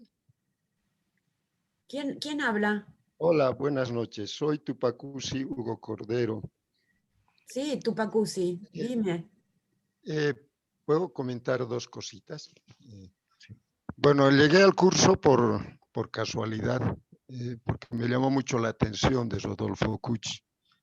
Tuve la oportunidad de trabajar con parte de su material en el proceso de construcción de lo que nosotros llamamos el paradigma del Pachacuti, ¿no es cierto? Acá soy boliviano, soy aymara, por si acaso. Entonces, ahí me gustaría, creo que los acercamientos que tiene Kuczynski al pensamiento originario de todo el Abya Yala, no solamente americano, sino que de todos los pueblos originarios del continente, es muy importante porque creo que ahí en lo que acaba de decir el último hermano Roberto, ¿no es cierto? Creo que ahí está el germen de la respuesta real de un nuevo paradigma que sí nos va a permitir pensar en un mundo diferente. Pero el enfocarlo creo que hay que tener mucho cuidado al mirarlo en las búsquedas de Kuczynski. Y creo que la palabra clave que habría que utilizar para leerlo y acercarse es justamente el estar siendo. O sea, no separar el estar y el ser. Ese es el gran problema que tuvimos en todo el pensamiento occidental, ¿no es cierto? El siempre separar las cosas. Entonces yo creo que para poder mirar, lo que tú te preguntabas, Mónica, ¿verdad? Lo que tú te preguntabas, por ejemplo, el asunto en el Coricancha, ¿por qué esa diarquía, no dualidad, sino esa diarquía entre lo alto, lo bajo, la izquierda, la derecha, el hombre, la mujer, la luna, el sol, que son en realidad es una representación de todo el cosmos en su verdadera realidad, complementada entre dos fuerzas, ¿no es cierto? Y que quizás eso es lo que intenta Kuczynski al final en su proceso, en el pensamiento americano, por ejemplo, nos muestra eso. Que encuentra la cuestión de que no se puede hablar solo del estar o solo del ser, es el estar siendo. Y en Aymara nosotros tenemos una palabra que es pacha. Pacha viene de dos palabras aymaras que dicen paya y chama. Paya es dos, y chama es energía, dos energías, ¿no es cierto? Entonces, esas dos energías justamente es eso, ¿no es cierto? Es lo hombre, la energía femenina y la energía masculina.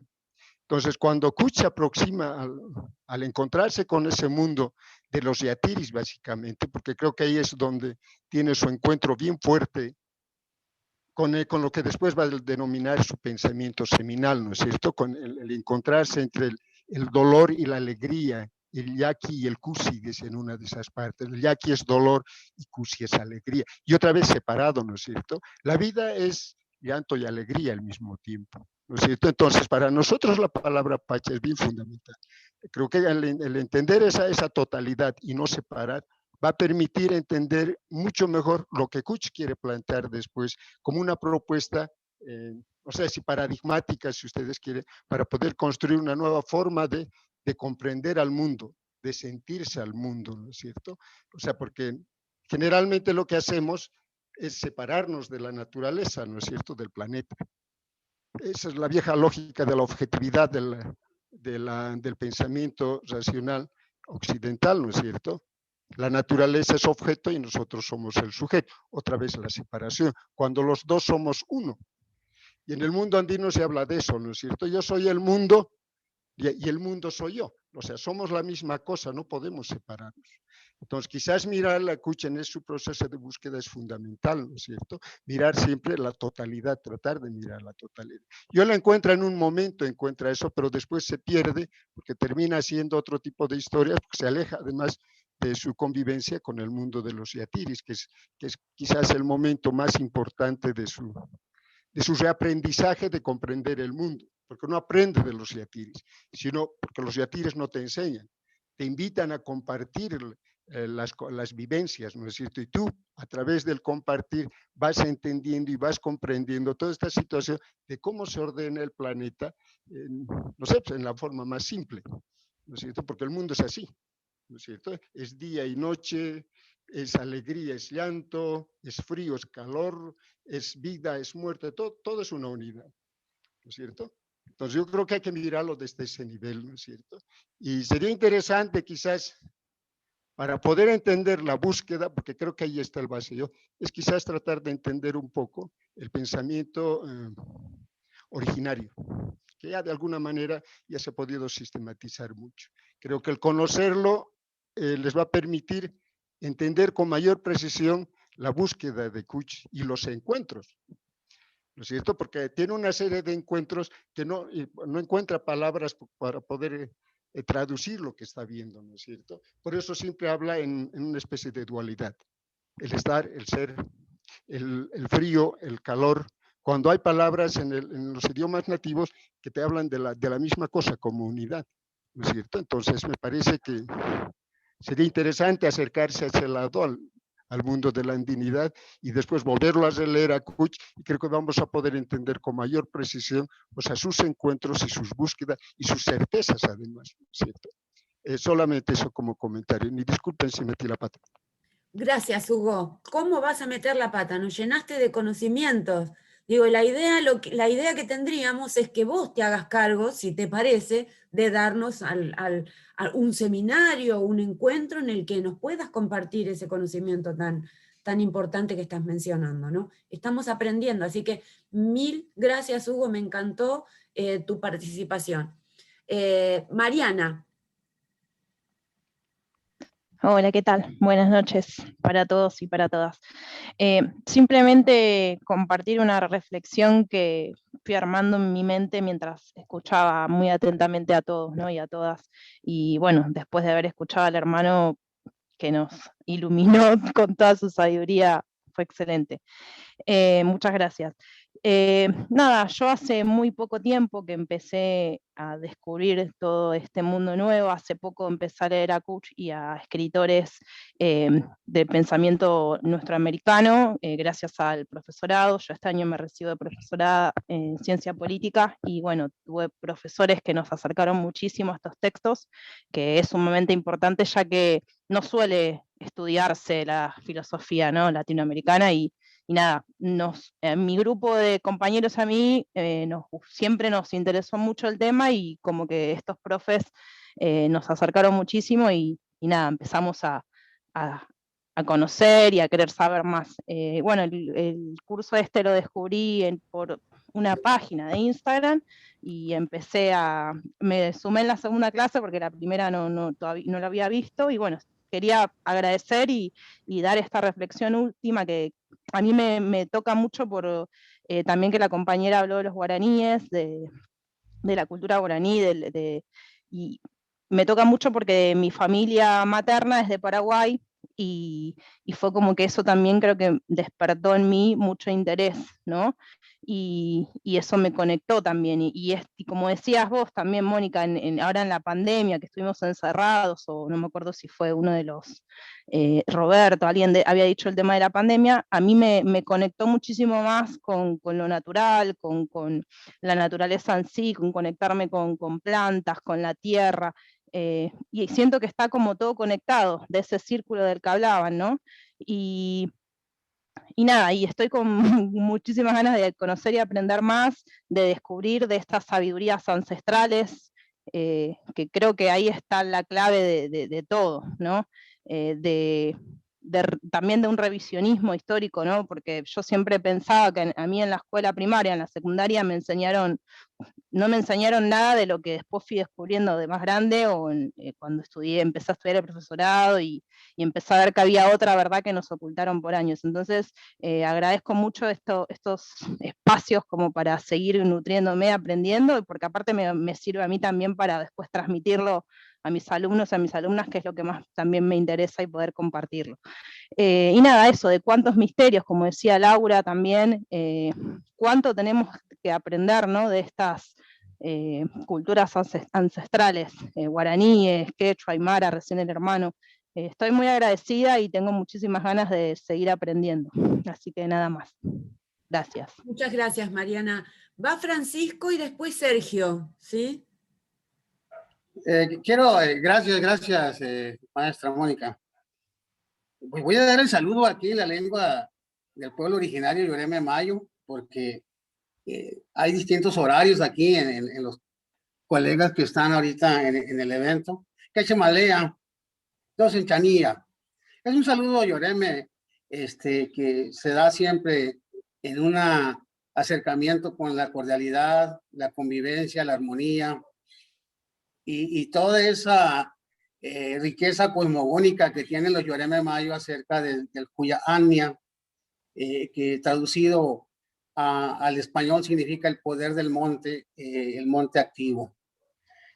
Yo declaré la sesión pasada mi desconocimiento de Kutch. En realidad, por eso la curiosidad de ingresar a este seminario, a invitación pues de los organizadores, porque no sabía de Kutch. Y yo pienso que es una enorme responsabilidad de las academias latinoamericanas que han dejado o que dejan de lado por alguna razón, que yo le digo que es una situación colonizadora o colonizante, que las generaciones jóvenes no lo conozcan. Cuando hablamos de Cuyana, en esta zona yo estoy en un estado que Sinaloa, muy cerquita de la frontera con Estados Unidos, aquí en México. Ahorita hay en esta universidad donde yo laboro 32 expresiones técnicas diferentes, distintas, y hay toda esa riqueza que ahora que escucho lo que mencionaba el doctor Espósito, la similitud que hay en los grupos originarios de América. Hay muchísima similitud y no quisiera hablar de lo que han expuesto en estos momentos por el desconocimiento, y lo acepto, pero sí de lo poco que conozco de mi grupo de Yoreme Mayo. Y esa similitud, esa lucha que enfrentan actualmente con las economías globales que están destruyendo digamos que sus Cuyana a través de megaproyectos que están buscando enlazar a México con Estados Unidos y que están desplazando a las especies, tanto flora como fauna, y por supuesto, pues las riquezas tradicionales, las riquezas de la cultura de los Yoreme. La cosmovisión está integrada por 4 elementos: el Huya-Ania, que es el poder del monte, luego el Buya-Ania, que es lo del agua, y entonces se van integrando este conocimiento que se ha convertido en toda una filosofía indígena. Diría Melitón Yocupicio, un lingüista, él se dice que es lingüista sin serlo, pues porque no tiene ese título que otorga la universidad. Y es un indígena que se ha dedicado parte de su vida a rescatar la importancia de la lengua nativa, de la lengua local de Yoreme Mayo. Por eso me da mucho gusto escuchar otras discusiones que no me gustaría tanto escuchar como el que fue, porque pareciera ser que estamos contando una historia. Esa cultura nativa, esa filosofía indígena está viva. Yo no la veo como una historia que contar, sino como una realidad a la que hay que hacer que trascienda. Imaginarme de pronto un seminario donde cada uno de nosotros que tenemos esa cercanía con algún pueblo originario, con algún tipo de filosofía originaria, pudiéramos hacer una especie de ponencia. Yo no sé, yo desde la perspectiva de Yoreme Mayo, ahorita hablaba alguien de los Aymara, Tupacusi, Aymara o Quechua, no recuerdo, y así sucesivamente, porque con esto yo pienso que estaríamos abonando al reconocimiento y conocimiento de filosofías otras, como dice Boaventura de Sousa, de pensamientos otros, y que las academias, y bueno, me cuento, aunque de hace algunos años trato de utilizar ese pensamiento latinoamericano que se ha ausentado mucho de las aulas y que es responsabilidad de nosotros mismos que se conozca. Ahora, los estudiantes en la universidad no saben de estos actores. Platicándolo con un doctor, estoy trabajando en un doctorado con una asignatura. El doctorado se llama Educación para la Diversidad Cultural. y empecé a platicar sobre el reencuentro que tuve con la filosofía de Kusch. Hay estudiantes de distintas universidades del país, y pues al igual que yo mismo, no lo conocían, no lo conocen, estamos apenas conociéndolo. De ahí la importancia de tener eventos como este, y que una de las pocas cosas que nos permite el COVID-19 es poder estar juntos ahora en este momento, de distintas latitudes, compartiendo esta riqueza. Para mí es una riqueza de la filosofía latinoamericana.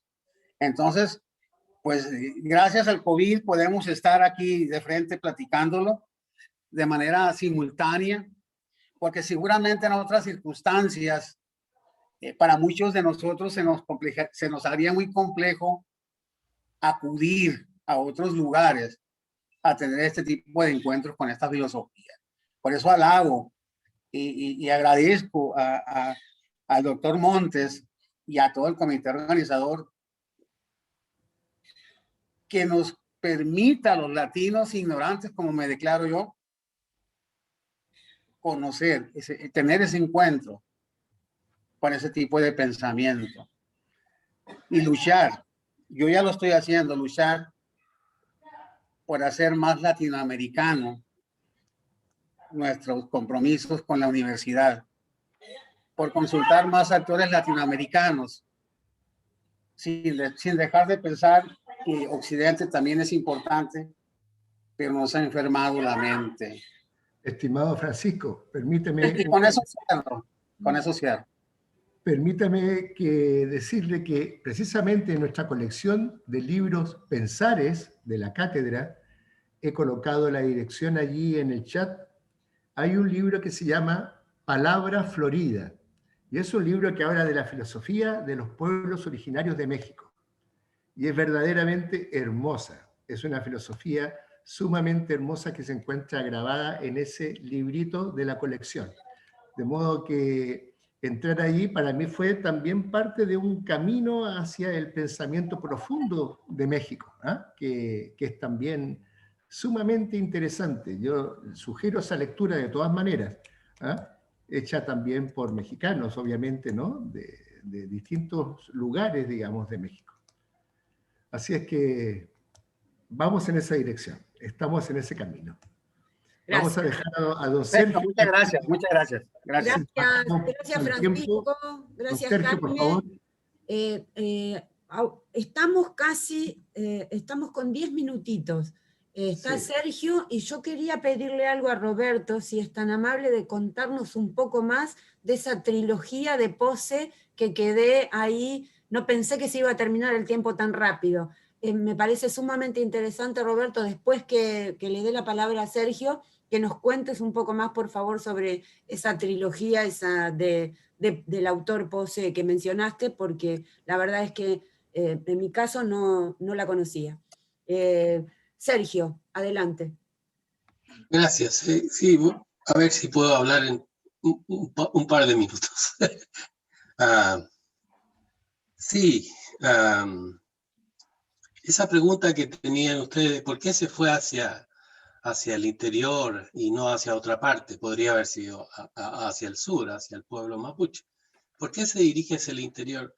Bueno, de alguna manera ustedes mismos lo han respondido en esta sesión. Yo creo que es un viaje primero hacia el ombligo del mundo, y él lo sabe. Es un viaje hacia la montaña, que es un símbolo muy fuerte, no solo en las culturas americanas, también en las europeas. El pasar la montaña, como él lo dice en algunas partes en sus textos, es un viaje también hacia esa luz, ¿sí? Esa inteligencia de las otras culturas, como la quechua y la aymara, que es lo que es más característico cuando uno vive afuera de Sudamérica, cuando uno vive afuera de Chile. Lo que más extraña a uno es efectivamente el paisaje, la montaña y las culturas de los Andes. Y también es un elevamiento, que también es un símbolo muy fuerte, incluso en las culturas europeas. ¿Por qué entonces se va hacia el interior? Porque es justamente donde está lo que él intuye, o se le va abriendo el camino al ir conversando en todo su proceso hacia el otro y hacia sí mismo, y va descubriendo esta relación con la altura, va descubriendo esta relación con la cultura aymara y quechua, va descubriendo esta relación con la cultura campesina que él encuentra en los personajes como él y en los inmigrantes que han vivido la situación de la inmigración, donde es justamente la inmigración la que hace que uno dé una mirada de vuelta a lo que ha dejado. En el caso de ellos, probablemente como inmigrantes alemanes, han dejado una manera de sentir, una manera de hacer y una manera de relacionarse que en las Américas es diferente. Entonces, allí está un poco, quizá, una tentativa de respuesta a esta pregunta: ¿por qué se fue hacia el interior? Y porque finalmente el viaje hacia el interior, hacia lo alto, hacia la montaña, hacia la luz, es hacia la otra cultura, o como dijo Jaime la vez pasada, hacia esta otra manera en la que se manifiesta la alteridad del otro, este otro horizonte de sentido, es como dijo Jaime la vez pasada. En este ir caminando, él se va descubriendo también a sí mismo, no es algo que esté dado. Él va descubriendo este espaciamiento, como le llamé la vez pasada, dentro de sí. Es decir, en este inmenso espacio, descubre también un inmenso espacio dentro de sí. Y eso es muy hermoso porque está basado en una emoción que es fundamental, que es una emoción donde el paisaje deja de ser paisaje, porque uno se integra en el paisaje. Eso es lo que un poco él anda buscando quizás, ¿sí? Integrarse en el paisaje, recuperar, como dijo Hugo, esas relaciones con todo lo que está vivo, con la Pachamama, ¿no? Reintegrar en eso. Y allí yo me ayudo muchísimo, como mencioné la vez pasada, de un científico chileno, Humberto Maturana, que está escribiendo más o menos, un poquitito después, como unos 5, 10 años después, comienza él a escribir también sobre esto desde una perspectiva científica, que es Humberto Maturana, ¿sí? Cuyo está escribiendo en el ámbito filosófico, antropológico, poético, y está cambiando las humanidades. Y Maturana está haciendo lo mismo dentro del ámbito de las ciencias, pero unas ciencias desde el sur. Lo que este inmensa mundo de relacionalidad en el que viven los mundos indígenas y que nosotros también vivimos de una manera más restringida, es lo que Maturana llama acoplamiento estructural. Es un acoplamiento estructural. Nosotros estamos estructuralmente acoplados a todo lo que es vida, a todo lo que vive. Y eso es biológicamente lo que constituye a los seres vivos. Es decir, los seres vivos estamos biológicamente acoplados estructuralmente a todo lo que está vivo, es decir, a la Pachamama, ¿no? Es la distinción de que no es así, occidental, es una trampa verbal, es una trampa filosófica, es un juego que empezó muchísimo antes de Descartes, pero que Descartes lo articula en el discurso filosófico. Entonces, por un lado tenemos este vuelco, este Pachacuti en el ámbito de las humanidades en general, y por el otro lado tenemos con Maturana este vuelco en el ámbito de la ciencia. Ambos se vuelcan sobre su propia experiencia, y es esa referencia a la vida cotidiana en cada uno lo que hace de estos dos personajes muy, muy, muy importantes para nosotros hoy día, no solo en Chile, en Argentina, en Sudamérica, en México, también en países como Australia, donde yo estoy junto con Roberto. Por eso que es muy interesante ver cómo todo este proceso de cambio de Pachacuti se está dando, y ya se ha estado dando de los 50, 60, y a pesar de que tuvimos estos inmensos años, largos años de dictadura, todavía se seguía dando en Chile con Maturana, por ejemplo. Y hoy día, con el volver a conversar, el volver a hacer espacio al pensamiento de Kusch en uno mismo, porque eso es en el fondo lo que hacemos. Kusch no es un objeto, Kusch es parte, lo que él hace, los instrumentos que él desarrolla, la filosofía que él desarrolla, las herramientas que él crea para nosotros, son parte de nuestro operar diario, no son objetos, no es, lo que aprendemos de él no es un objeto, no constituye objeto, es una manera de sentir, es una manera de operar y es una manera de relacionarnos que él ha descubierto en el ámbito de la humanidad y que nosotros podemos sentirla, operar dentro de nosotros. Lo mismo dice Maturana en el ámbito de la biología del conocimiento y de la biología del amar. Entonces, lo que está en la base de todo esto es un cambio de emoción. Y como decía Laura hace unos momentos, estamos en estas dos cosas. Estamos, para Maturana, estas dos cosas son el pensamiento lineal y el pensamiento circular. Y el pensamiento lineal viene de una emoción específica, que lo gatilla y nos hace actuar, operar de cierta manera, y el pensamiento circular viene de otra emoción. Lo clave es cuál de estas emociones nosotros consideramos es lo que hace que los seres humanos sean seres humanos y no otra cosa. Y para Maturana es la emoción fundamental de lo social, que es el amar. Y el amar es un verbo, no es un sustantivo. Entonces, en la base del movimiento circular, del acoplamiento estructural, de la relación de todo con todo, está la emoción por la cual la vida emerge legítimamente. En la base del movimiento lineal, del razonamiento lineal, tenemos otra emoción. Y esta otra emoción ya lo sabemos, es el miedo.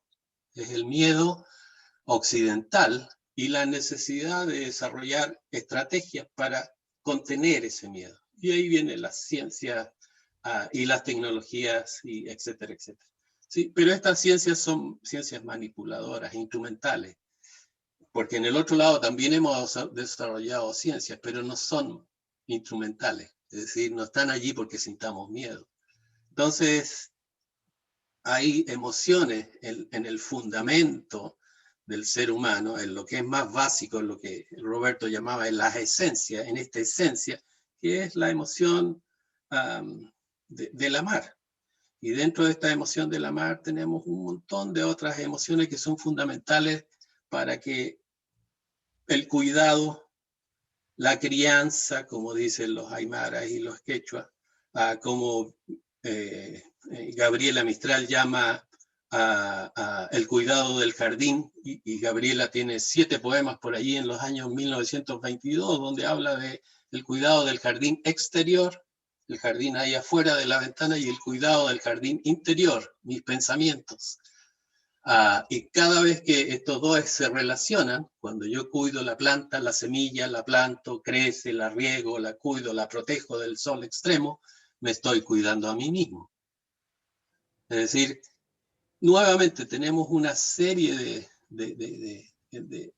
no de pensadores, sino de personas en nuestra cultura que nos revelan este otro ámbito que es fundamental y que Occidente cada vez deja más de lado, que es la instancia por la cual deseamos manipular, deseamos manejar, deseamos controlar, ¿sí?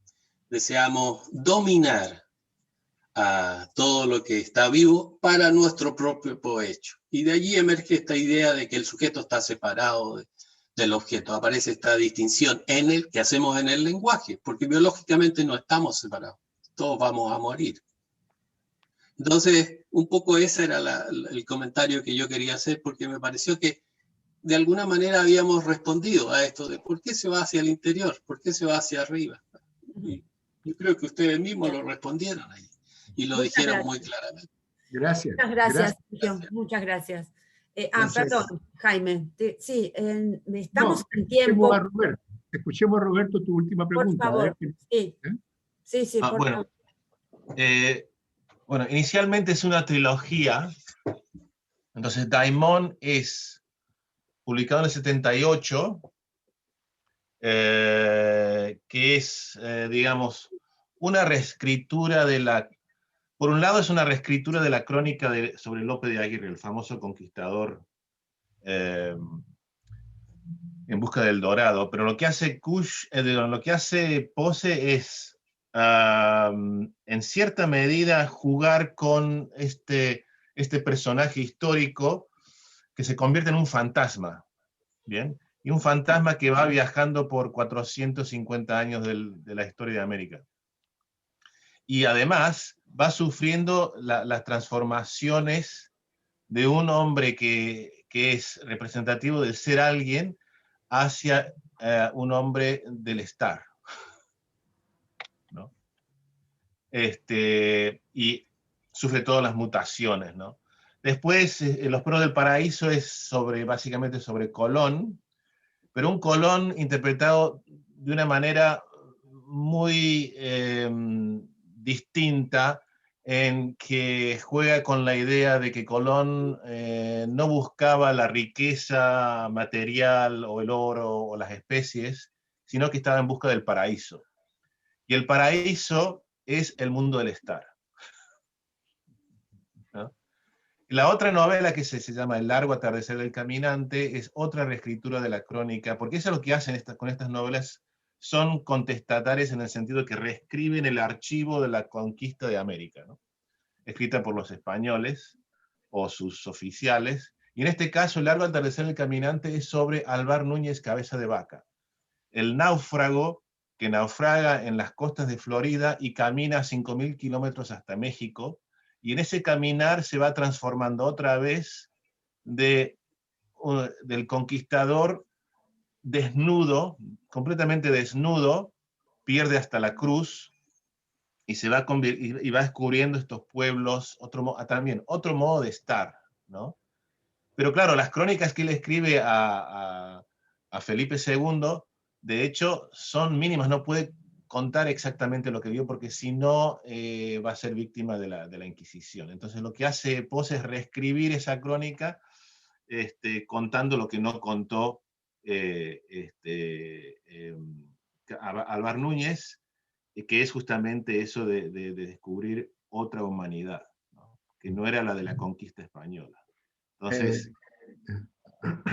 Sí, recuerdo que se hizo una película muy hermosa en tiempos del quinto centenario, precisamente. Exactamente. La cabeza de Vaca, ¿no? Y que muestra... Entonces, esa novela ganó un premio del quinto centenario de literatura del 92, y después tiene otra que nunca ha terminado, que se llama Los Heraldos Negros, que está ambientada justamente en el mundo guaraní, que es otra vez el encuentro de un sacerdote jesuita con un chamán o un sabio guaraní, y hay otra vez un encuentro, un choque, más bien un choque, ¿no? Entre esos dos mundos del ser y del estar, ¿no? Pero nunca la publicó esa novela, todavía está, y es un hombre ya grande, tiene más de 80 años. Ojalá la termine. Muchas gracias, Roberto, te pasaste, realmente espectacular tu presentación también. Gracias. Estamos profundamente agradecidos. Mónica, cierre usted, por favor. Claro, con mucho gusto. Muchas gracias. Quiero agradecer especialmente a Roberto, una genialidad. La pasamos muy bien, aprendimos muchísimo, dado tu aguijón que plantaste ahí, tanto con Posse como con esta categoría de ser alguien que nos traía Kush, y también al resto de las personas, a Francisco, a Sergio, a Hugo, a Laura, bien, que de algún modo hicieron que este encuentro esté siendo, ¿no? Entonces me gustaría cerrar con eso, con esta posibilidad de totalidad, si se quiere, del estar siendo, ¿no? Ahí en esa unión del estar y del ser que da la sensación de que es lo que está buscando Kush de algún modo, ¿no? Entonces, gracias especiales para Roberto, gracias a todos, todas y todes, y nos encontramos la semana que viene. Adiós. Un abrazo. Gracias a todos. Cuidarse Gracias. mucho. Saludos, que estén todos, nos vemos la próxima. Buenas tardes. Hasta